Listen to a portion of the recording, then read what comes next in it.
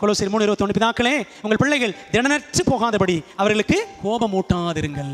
இப்படி அக்கறை உள்ள தேவன் நமக்கு இந்த 5ஆம் கட்டளையை தந்திருக்கிறார். நாம் பெற்றோம். பிரியமான சகோதரனே சகோதரியே, பிள்ளைகளை எல்லாரும் நல்லா கவனிங்க. நாம் உயிரோடு இருக்கும் நாள் வரை, நம்ம உயிரோடு இருக்க வரைக்கும் ஓய்வு நாளை கடைபிடிக்கலாம், சிலை வணக்கம் செய்யாமல் இருக்கலாம், நாம் உள்ளளவும் கொலை விபச்சார களவு எல்லாம் செய்யாமல் இருக்கலாம், நம்ம சாகிற வரைக்கும் இந்த கட்டளை கடைபிடிக்கலாம். ஆனால் ஒரே ஒரு கட்டளை தாங்க, அம்மா அப்பா உயிரோடு இருக்கிற வரைக்கும் கடைபிடிக்கப்பட வேண்டிய ஒரு கட்டளை எது? 5ஆம் கட்டளை. நான் உயிரோடு இருக்க வரைக்கும் மற்ற கட்டளை எல்லாம் கடைபிடிக்கலாம். ஆனால் பெற்றோர்கள் இறந்த பிற்பாடு 5ஆம் கட்டளை கடைபிடிக்க முடியாது. அவர்களது காலத்துக்கு பின் நினைச்சு அழாம உயிரோடு இருக்கும்போது என்ன செய்யணும்? அன்பு செய்ய வேண்டும்.